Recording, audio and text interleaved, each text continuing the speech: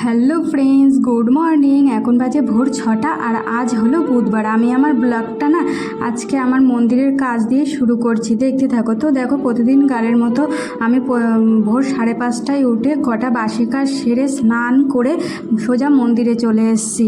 আর এই মন্দিরের কাজটা সারতে সারতে যেন আমার 1.5-2 ঘন্টা লেগে যায়। তারপরে দেখো, আমাদের না বেশিরভাগ কাঁসারের বাসন, তো কাঁসারের বাসন মাজতে তো একটু টাইম লাগে, তোমরা তো জানোই। একটু আগে প্রথমে তেঁতুল দিয়ে রেখে তারপরে মাটি দিয়ে ঘষতে হয়, এতে না বাসনগুলো বেশ চকচকে হয়, তাই না?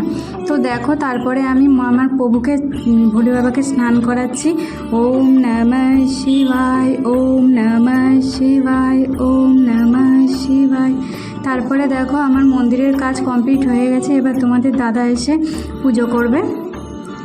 আমি দেখো মন্দিরের কাজ সেরে সোজা ওপরে এসেছি, এসে বিছনা তুলে রান্নাঘরে চলে এসেছি। রান্না তো করতে হবে, তাই না? তো দেখো, ভাতটা বসিয়ে দিয়েছি।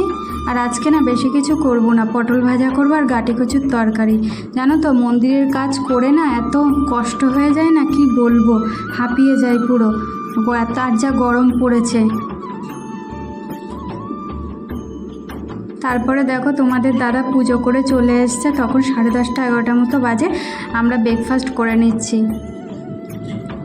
তারপরে ব্রেকফাস্ট করে নিয়ে রান্নাঘরে সমস্ত বাসন মেজে রান্নাঘর পরিষ্কার করে নিয়েছি। আর আজকে না প্রচণ্ড রোদ উঠেছিল, তাই ভাবলাম কটা বালিশ রোদ্দুরে দিই। অনেক দিন রোদ্দুরে দেওয়া হচ্ছিল না তো। তারপরে দেখো, সন্ধ্যা এখন 7টা মতো বাজে।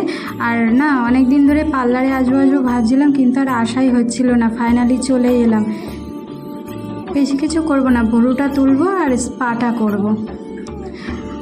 আর আজকে না রাত্রেবেলা বাড়িতে কিছু রান্নাবান্না ঝামেলা রাখলাম না, রেস্টুরেন্টে ডিনারটা করে গেলাম। একটা ভেজ নুডলস নিয়েছিলাম, দুজনে মিলে খেয়ে নিলাম। তো আমার এই ব্লগটা এই পর্যন্তই যদি ভালো লেগে থাকে একটা লাইক কমেন্ট শেয়ার করবে। Tata, good night.